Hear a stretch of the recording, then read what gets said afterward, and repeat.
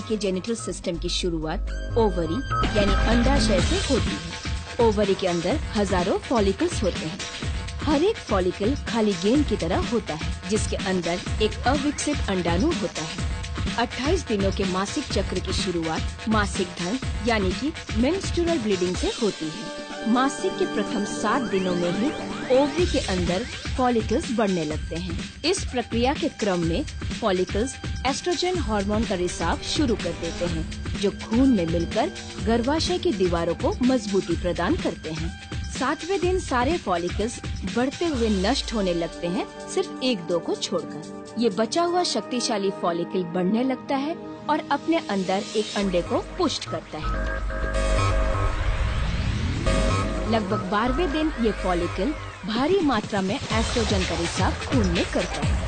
ये हार्मोन जब खून के माध्यम से हाइपोथैलेमस और मस्तिष्क में अवस्थित पिट्यूटरी ग्लैंड तक जाता है, तो ये पिट्यूटरी ग्लैंड भारी मात्रा में ल्यूटनाइजिंग हार्मोन का रिसाव खून में करता है। 14वें दिन ल्यूटनाइजिंग हार्मोन के कारण फॉलिकल में एक अप्रत्याशित विकास होता है। अंडोत्सर्ग यानी कि ओव्यूलेशन के ठीक पहले फॉलिकल के अंदर स्थित एग फॉलिकल से डिटैच्ड हो जाता है।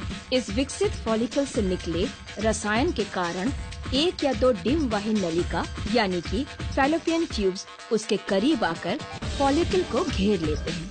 फिर होता है एक विस्फोट और एग कुछ तरल पदार्थों के साथ बाहर निकलते हैं और उनको थामने के लिए डिंबवाही नलिका के अग्रभाग आगे आ जाते हैं, जैसे कोई बाहें फैला रहा हो और उस एग को थामकर डिंबवाही नलिका के मुख तक पहुंचाते हैं। फैलोपियन ट्यूब के अंदर इस एग को बड़ी हिफाजत से गर्भाशय यानी कि यूट्रस तक पहुंचाया जाता है। इस अंडोत्सर्ग यानी ओव्यूलेशन के बाद एक अंडे का जीवन 12 से 24 घंटे का होता है। इस काल में ही उस अंडाणु का पुरुष शुक्राणु से मिलन आवश्यक है, तभी एक स्त्री गर्भवती होती है। और अगर इस काल में ये फर्टिलाइज नहीं होता है, तो ये एग नष्ट होकर मासिक के वक्त खून के साथ निकल जाता है। हर स्त्री के अंदर उसके ओवरी में हर महीने एक एग विकसित होता है। एक पुरुष के टेस्टिस से निकले लाखों स्पर्म लिंग के माध्यम से स्त्री के योनि में प्रवेश करते हैं और एक दौर शुरू होता है।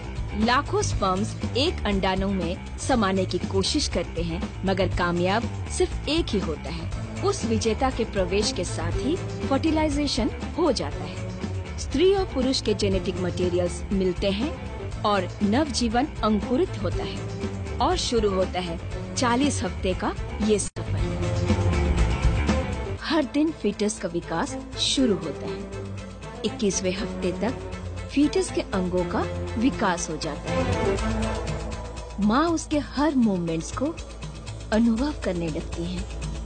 फीटस का पोषण माँ से जुड़े एक नलिका से होती है।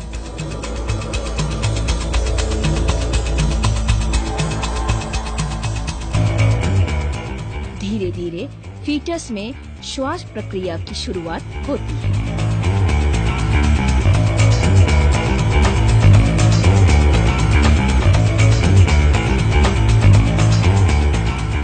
जिससे फीटस का दिल अपना काम करना शुरू करता है।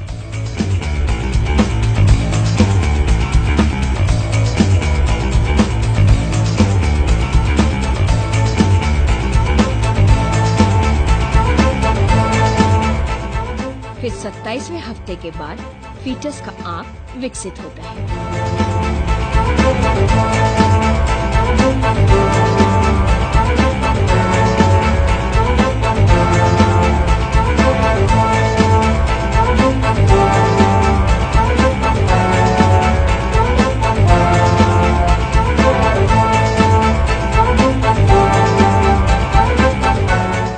दिन भी आ जाता है जब एक नया जीवन दुनिया में प्रवेश करता है।